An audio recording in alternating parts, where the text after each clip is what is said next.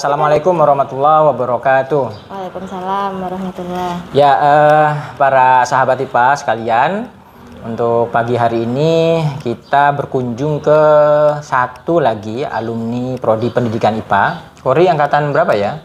Angkatan 2009. Ya, angkatan Kori ini namanya Al Qoriah. Jadi dia adalah alumni Prodi Pendidikan IPA angkatan yang pertama, yaitu 2009. Angkatan tahun 2009 dan lulus tahun 2013 ya.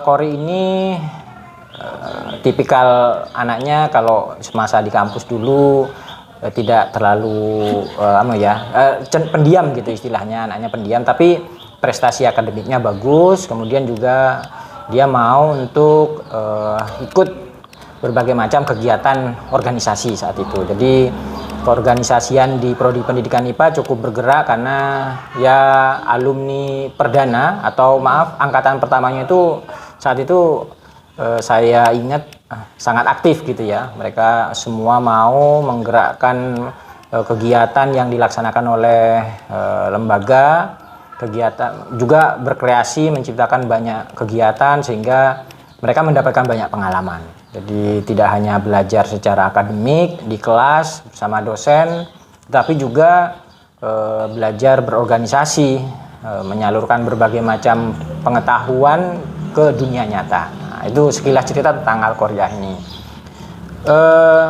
Al Qoriah ini adalah lulusan dengan IPK tertinggi saat itu ya, IPK tertinggi di Prodi Pendidikan IPA untuk alumni yang pertama. Cuman memang walaupun IPK-nya tertinggi, dia juga sama dengan yang lain, harus banyak berjuang juga untuk bisa mencapai sesuatu yang diinginkan. Ya kalau alumni Prodi Pendidikan IPA kan kebanyakan ingin jadi guru, diterima di sekolah yang bagus, baik itu sekolah negeri ataupun sekolah swasta. Sekarang Al Qoriah ini mengajar di mana, Qoriah? Di SMP Negeri 1 Larangan di Pamekasan, Pak. Ya, jadi Qoriah ini sekarang menjadi guru di SMP 1 Larangan Pamekasan. Jadi hijrah ya. Hijrah. Dari Sumeneb ke Pamekasan. Ya, ke Pamekasan. Keterimanya tahun berapa, Ri ya? Tahun 2019. Tahun itu 2019. Pertama kali pengambilan CPNS yang melalui itu loh, Pak.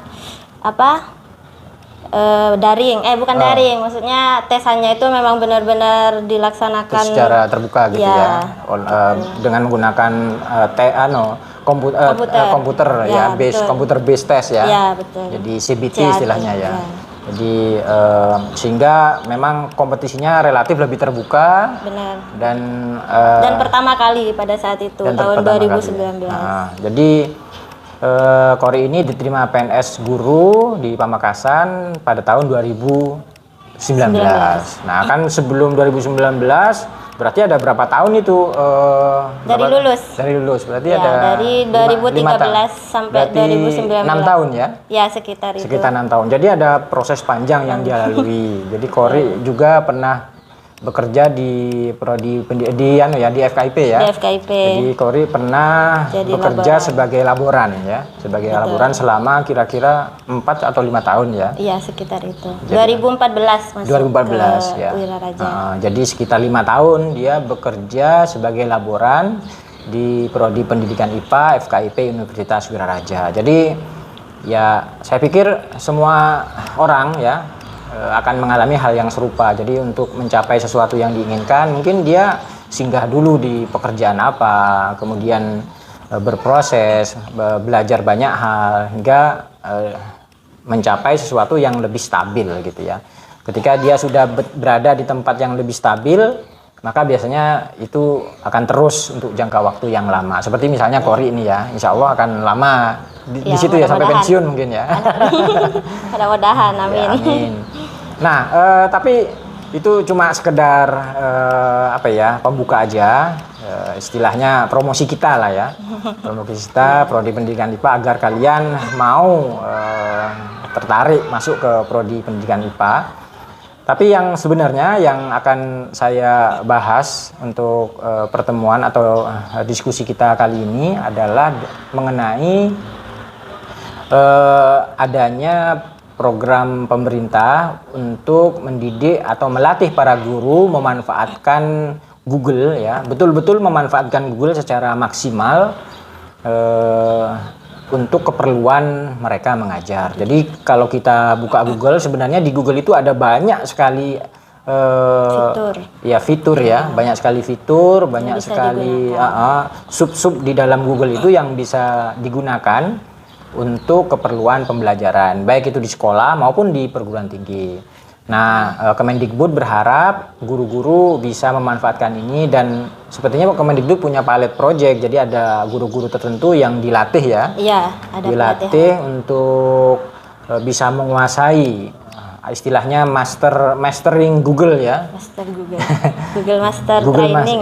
namanya programnya Google Master Training. Jadi pelatihan penguasaan Google.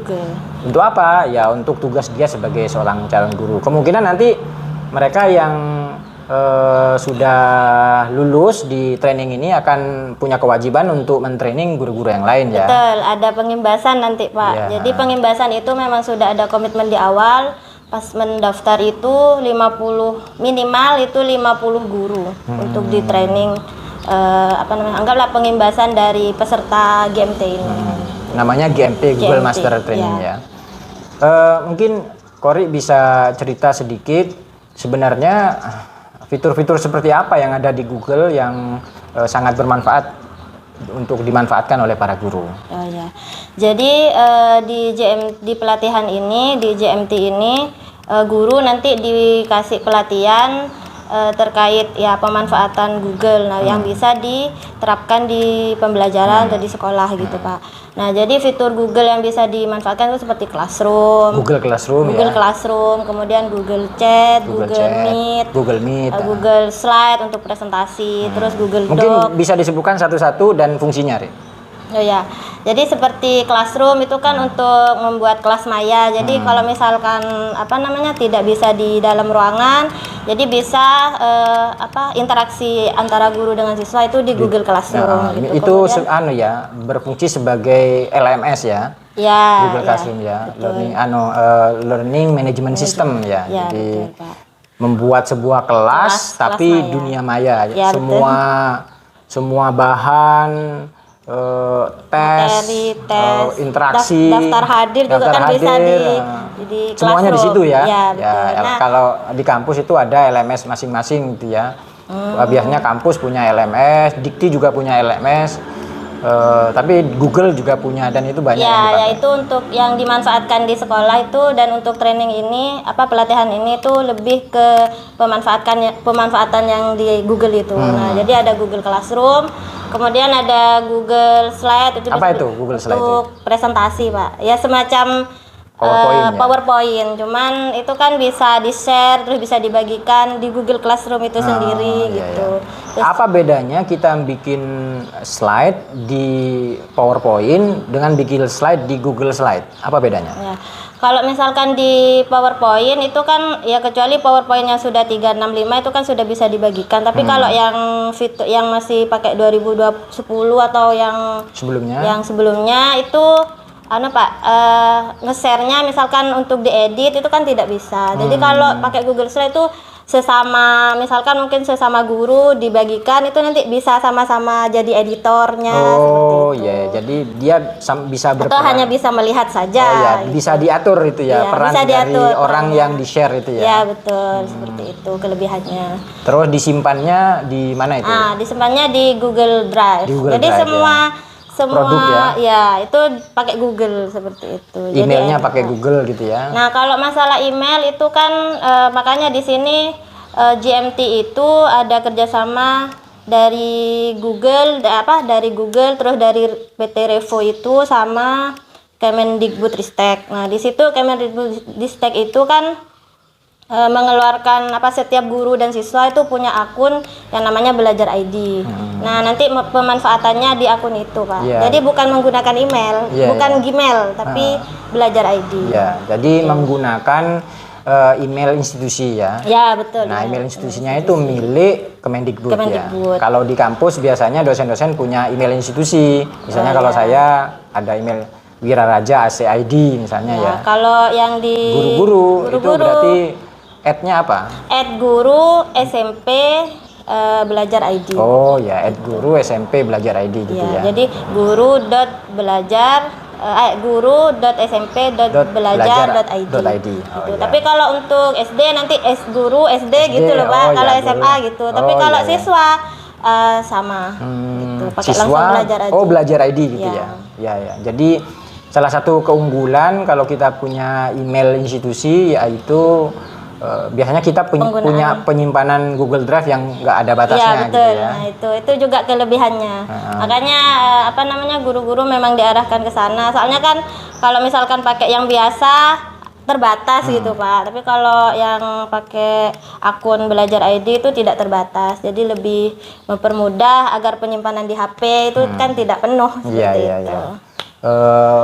Kalau email biasa biasanya kita cuma punya penyimpanan itu berapa mega gitu 15 kalau tidak salah. Nggak sampai Di giga? Google. Giga ya ukurannya ya. Iya, sepertinya Sepertinya ya, nggak- 15 15 giga giga. ya. Gigabyte. Jadi kalau di email institusi itu nggak terbatas ya. Bahkan ada kasus di mana seorang yang punya email di institusi tertentu, dia punya email institusi dan dia manfaatkan untuk menyimpan film. Sampai ukurannya bertera-tera gitu ya. Betul. Sehingga dapat teguran dari Google. Ini kok nyimpen orang akademik, Bukan materi. kok nyimpen film gitu ya. Dimanfaatkan itu apa? Tapi ya harus dimanfaatkan secara positif ya. Kalau nggak positif nanti akan dikontrol oleh si Google ya. Karena kan itu juga memberatkan kerja Google kalau seperti itu ya. Betul. Mungkin bisa ada fitur lain deh. Selain tadi kan sudah cerita ada Google Classroom, Google ya. Slide, Google apa lagi? Google Doc ya untuk Google dokumen Dokumen, seperti Microsoft Word seperti itu. Kemudian ada Google Chat, Google Google Meet. Chat untuk apa itu? Google Chat. Ya seperti chatting gitulah Pak. Seperti WA? Iya seperti WA. Itu ada juga di fiturnya Google. Apa bedanya dengan WA? Sepertinya ya sama aja Pak. Sama aja, Kalau, tapi ya. kurang begitu familiar gitu ya. Iya masih belum nggak dipakai masih. Tapi itu ada juga nanti disosialisasikan pada saat di pelatihan. Kemudian juga ada Google Meet Pak buat untuk telekonferensi ya. Secara untuk daring. kita Kalau misalkan pertemuan mau secara daring gitu ya. Jadi bertemu komunikasinya tetap sinkron ya, tetap sinkron tetapi di dunia maya gitu kan ya. Kalau kita YouTube gitu ya, pakai YouTube video kan berarti asinkron gitu ya. Nah, jadi kita cuma nonton aja nggak bisa ngerespon. Tetapi kecuali kalau live streaming gitu ya. Ya tapi kan pakai chat ya. Iya pakai chat. Tapi kalau yang di Meet itu kan bisa langsung. Nah, bisa langsung seperti Zoom gitu ya. Betul. Zoom atau Google Meet. Google Meet ini saingannya Zoom ya. Biasanya mahasiswa lebih suka Google Meet. Kenapa? Karena dia lebih irit lebih irit kuota ya. Biasanya mahasiswa begitu saya umumkan pakai Zoom agak berat. Pak, nggak bisa pakai Google Meet Pak gitu ya. Biasanya kan sudah bisa share screen juga kalau di Google Meet itu Pak. Jadi itu kelebihan-kelebihan daripada Google. Apalagi mungkin ada fitur lain. Saya kan masih di level 1. Untuk level 1 itu yang dikenalkan mungkin level di fitur masih dasar Pak. Nanti itu ada GMT itu ada 3 Pak, ada 3 level. Kemudian yang pertama itu yang level dasar, pengenalan fitur-fitur itu, kemudian cara penggunaannya. Kemudian yang kedua ada level lanjutan, cuman saya kan masih belum ikut. Kemudian terakhir itu ada trainer, level trainer. Dia nanti disiapkan untuk menjadi trainer dari guru yang lain. Iya, gitu ya? Betul. Nah, itu saya masih di level 1. Dasar, level 1 ya. 1. Nanti kalau misalkan lulus ujiannya ya tetap dapat sertifikat di level 1. Oh iya, ya betul. Oh iya, saya ingat juga ada Google Form ya. Iya, Google Form. Google Form itu bisa digunakan untuk bikin kuis. Ya, betul. Juga bisa dibuat untuk bisa digunakan untuk membuat kuesioner ya, untuk penelitian gitu ya. Betul. atau yang Ya kalau untuk di sekolah ya kuis Pak biasanya, lebih banyak dibuat kuis. atau bahkan sekedar absensi biasanya pakai Google Iya, betul. Google Form Pakai, banyak itu ya. ya, Link absensi ketika kita ikut acara tertentu, tolong isi ini ya, itu Google biasanya Form. menggunakan Ya, Google Form menggunakan ya. Google Form. Jadi itu ada, ternyata memang ada banyak sekali fitur di Google yang bisa dimanfaatkan oleh para guru untuk memaksimalkan proses pembelajaran. Kita nggak tahu teman-teman bahwa kondisi kita setelah ini apakah bisa terus offline gitu ya, atau nanti ada waktu-waktu tertentu kita terpaksa online lagi. Ya, kita kan nggak tahu. Jadi memang sepertinya Kemendikbudristek betul-betul ingin menyiapkan guru untuk menghadapi segala situasi agar siswa nggak jadi korban ya. Betul.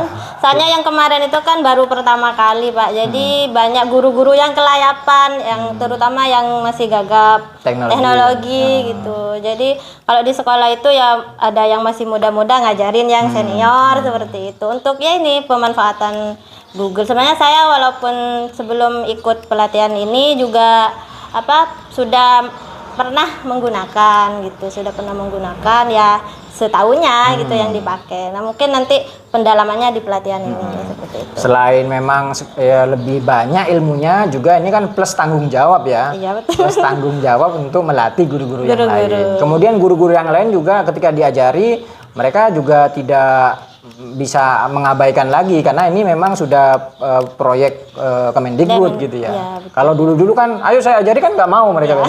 Wah nggak usah lah gitu ya. Tapi karena ini sudah jadi proyek Kemendikbud, mau nggak mau mereka mau harus ya.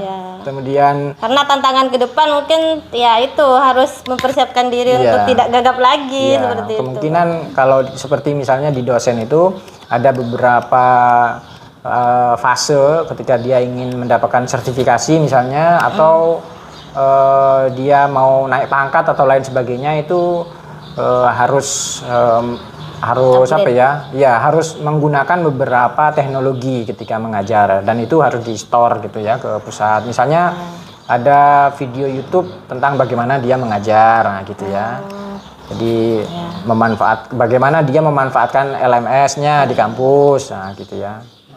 Ya seperti itulah. Jadi memang ke depan sama sepertinya di seluruh lembaga pendidikan, pemerintah mengharapkan kita agar benar-benar siap untuk menghadapi segala situasi ketika mengajar. Jangan sampai terjadi istilahnya angkatan-angkatan tertentu yang kualitas belajarnya rendah ya, jeblok gara-gara pandemi atau yang lain sebagainya.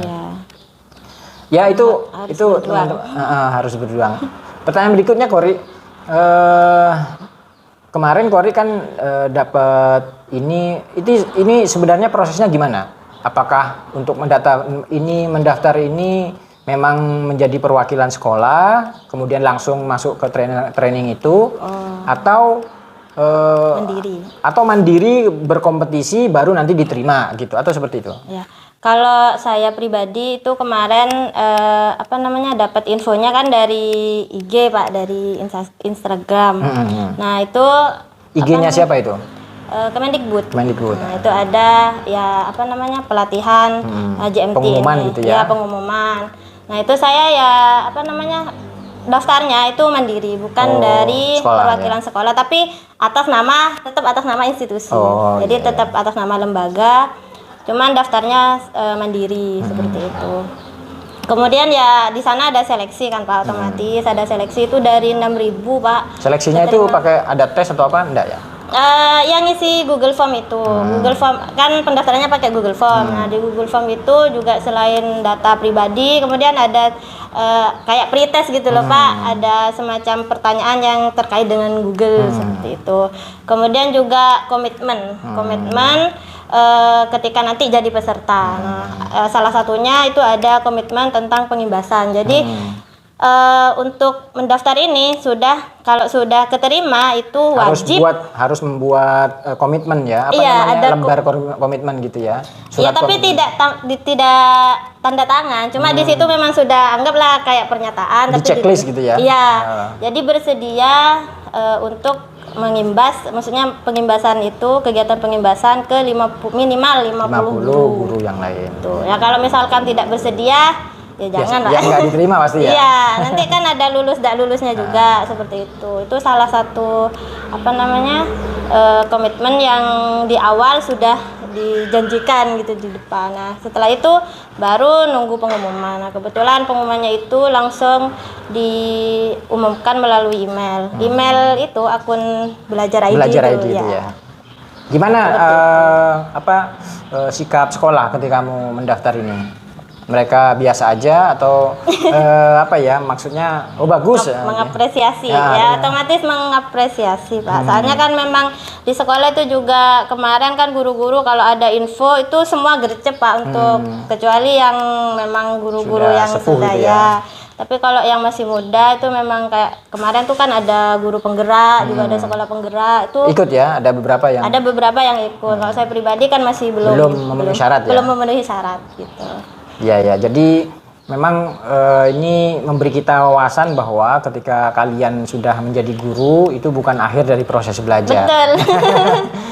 Jadi ternyata semakin banyak hal yang harus dipelajari, makin banyak hal yang diikuti. Nah, kalau kebiasa selama kuliah, selama sekolah terbiasa menganggap belajar adalah beban, maka semakin menjadi guru semakin banyak bebannya ya. Iya, kalau semakin merasa tersiksa. Betul. Kadang kabur ya dari tugas ya, jadi lalai dengan tugas dan lain sebagainya. Jadi ini juga pesan bagi semua sahabat IPA sekalian, baik yang masih sekolah ataupun yang sudah kuliah, belajar itu tanamkan sebagai suatu kebutuhan ya. Betul Pak. Jadi karena nanti ya itu kalau sudah lulus kuliah ya bukan berhenti, malah harus semakin belajar, makin banyak tantangan justru ya. Makanya di kampus itu ya harus menggembleng diri gitu, harus semakin ya membuat belajar itu adalah kebutuhan seperti itu. Nanti pada akhirnya kalau sudah lulus ya kita akan punya mental yang nggak berhenti belajar. Nggak berhenti belajar. Jadi ada yang mengatakan bahwa ketika ada perubahan mereka mengeluh karena dulu saya nggak diajari ini gitu ya. Zamannya berubah gitu ya. Keluhan-keluhan itu muncul karena mereka tidak terbiasa untuk belajar gitu ya. Ya harusnya perubahan teknologi dan lain sebagainya tidak menjadi masalah ya. Kenapa? Karena kita sudah terbiasa. Belajar. Nah, itu pelajaran bagi kita semua, bagi teman-teman ini yang mengikuti acara ini, atau bahkan bagi saya sendiri. Jadi ya pengalaman saya juga begitu, walaupun sudah setua ini ternyata harus tetap belajar, kuliah lagi, terus di kampus juga banyak yang harus dipelajari, harus mengikuti ini acara itu, dan itu butuh banyak hal-hal baru yang kita hadapi kan. Di dunia keguruan juga kan begitu ya. Iya betul Pak, berubah Pak. Ya, dari siswa yang dulunya seperti ini sekarang seperti ini ya harus bisa menyikapi. Iya, tetap aja harus ada yang dipelajari gitu ya. Tetap harus menghadapi kesulitan-kesulitan itu. Ya itu teman-teman sekalian, dialog yang menurut saya cukup mencerahkan hari ini ya, secerah suasana, tapi ya agak mendung dikit lah di sini ya. Kita sudah dialog agak panjang lebar dengan Al-Qari'ah di sini, alumni pertama Prodi Pendidikan IPA yang alhamdulillah sekarang sudah benar-benar menjadi guru tetap di SMPN 1 Larangan Pamekasan. Semoga pengalamannya ini banyak bisa memberikan kalian motivasi untuk terus belajar dan mencapai cita-cita masing-masing dari kalian. Terima kasih Qari ya. Ya sama-sama Bapak. Semoga kamu juga terus bisa semakin berprestasi, amin. Bisa memberi manfaat bagi banyak orang. Betul, amin. Sekian, terima kasih. Assalamualaikum warahmatullahi wabarakatuh. Waalaikumsalam warahmatullahi wabarakatuh.